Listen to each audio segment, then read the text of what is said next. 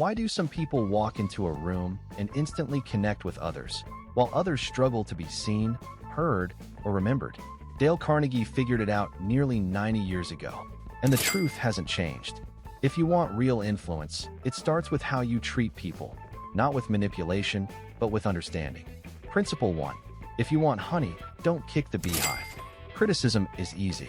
Anyone can call out mistakes, judge someone's behavior, or complain when things go wrong. But here's the uncomfortable truth. Criticism almost never works. It bruises the ego. It triggers defensiveness. And worse, it creates resentment that can simmer for years. Let me ask you something. Have you ever been corrected in front of others? Did it make you want to improve, or just shut down? Exactly. Instead of rushing to judge, Carnegie suggests asking, what might be going on in this person's life that I don't see? This small shift in perspective replaces attack with curiosity, and curiosity opens the door to empathy. So next time you're tempted to criticize, pause, reframe, because criticism rarely leads to connection, it leads to walls. Principle 2, the big secret. Everyone wants to feel important. That's not vanity, it's psychology. If you want someone to do something, help them want to do it. That starts with genuine appreciation, not flattery, not empty praise, but real words that reflect truth and value. Notice the difference. Flattery, you're the best speaker ever. Appreciation, your speech helped me see the topic in a whole new light. Flattery, only you could pull off this project. Appreciation, the detail and thought you put into this made a real difference. People can smell fake praise, but sincere appreciation, that makes them want to rise. So next time you want to influence someone, ask yourself, what do I genuinely admire about this person? Say it, mean it, and watch the shift. Principle 3, arouse in the other person an eager want. You can't push people into action, but you can pull them if you tap into their desires. Carnegie said it best. The only way to influence someone is to talk about what they want and show them how to get it. Modern leaders like Gary Vaynerchuk do this instinctively. In interviews, he doesn't pitch a job. He finds out what the other person truly wants in life. Then he shows them how his company helps them get there. So before your next request, pause and ask, what does this person really care about? And how can I align with that? Because the fastest way to get what you want is to help someone else get what they want. Some people just have a way of making you feel safe. You don't know why, but when you're around them, your guard drops. You laugh more. You listen deeper. You trust faster. It's not magic. It's not charm. It's a set of subtle choices made over and over again. Dale Carnegie revealed 6 of those powerful choices. Not tricks, not manipulation, just deeply human habits that make others feel seen, heard, and valued.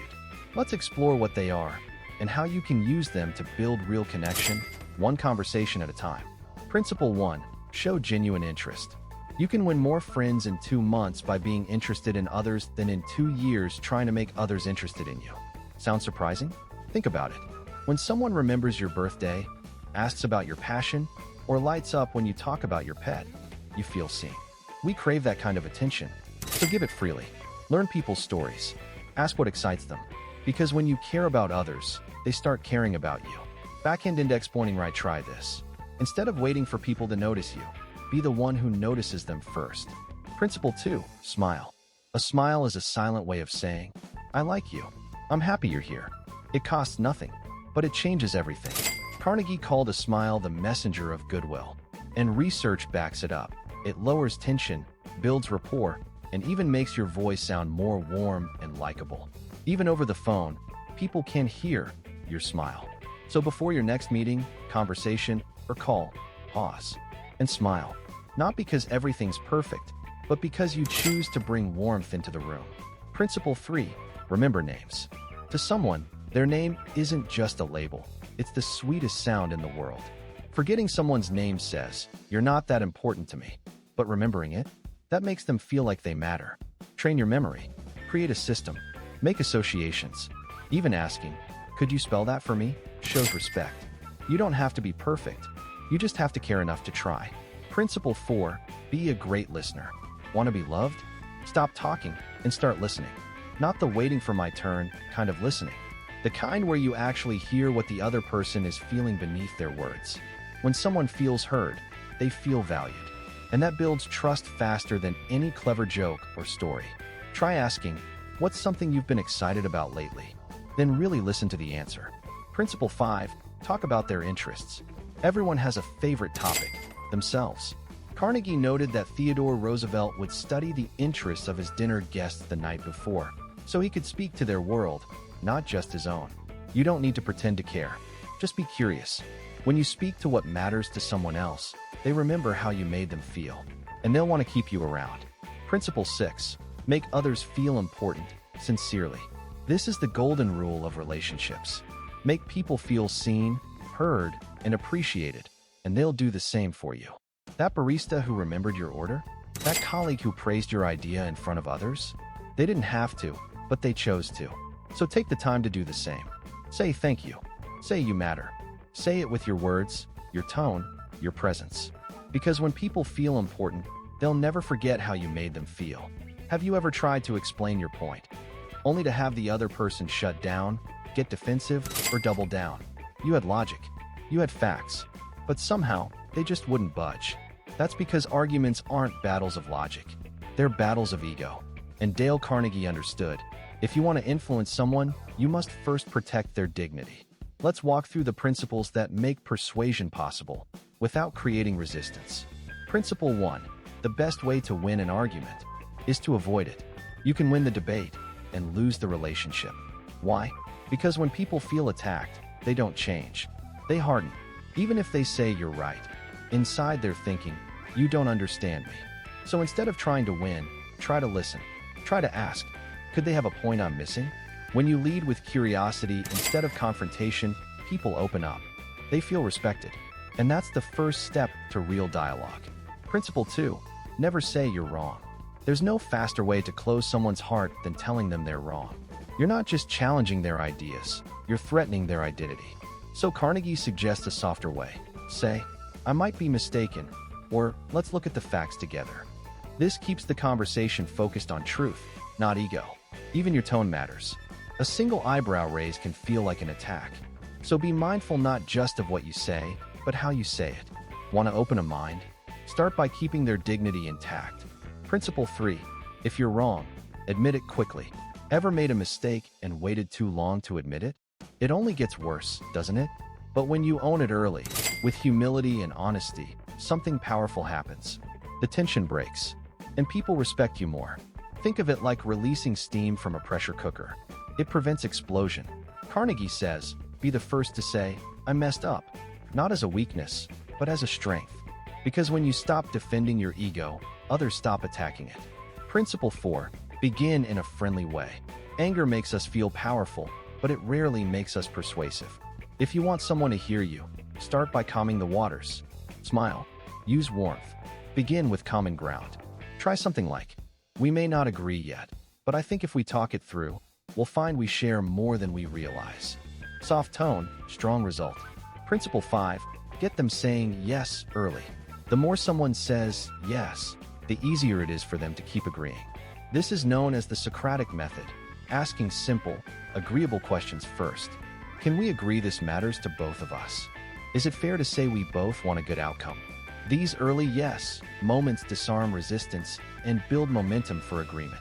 So don't start with your big pitch. Start with small truths you both can stand on. Changing people is hard. Changing people without hurting them is even harder. Because no one likes to be told they're wrong, broken, or not good enough. But Dale Carnegie offered something better than correction. He offered transformation through kindness, tact, and belief. Let's look at the 9 principles that turn criticism into growth and leadership into connection. Principle 1, start with honest praise. Before you correct, connect. Start by acknowledging what the person did well, not as a trick, but as a reminder that they're already doing something right. Your report was so well researched. There's just one small section we might clarify. Praise opens the ears. Criticism closes them. Lead with the former, so they can't hear the latter. Principle 2, talk about mistakes indirectly. No one likes to feel exposed. So frame feedback gently. Replace but with and. You did great, but you need to work harder.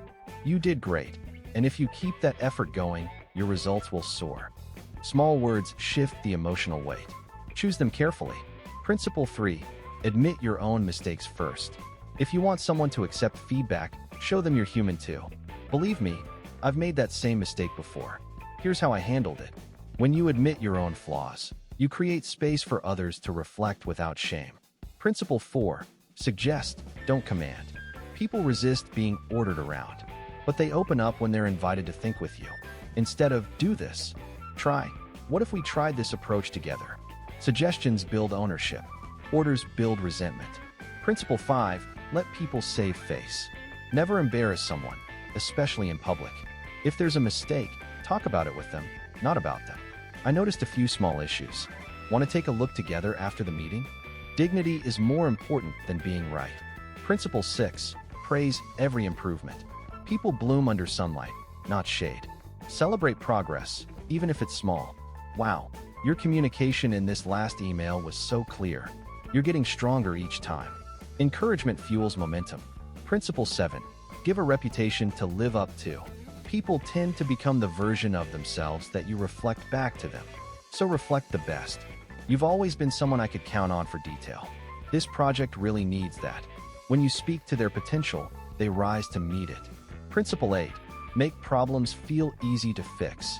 Don't dramatize errors. Normalize growth. This happens to everyone at some point.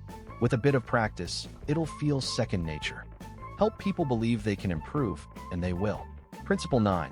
Make them feel glad to improve. Help others see how the change benefits them. Once we streamline this, your workflow will get much smoother, and you'll save time for what matters most. When people see the win, they take the step. In the end, leadership isn't about control.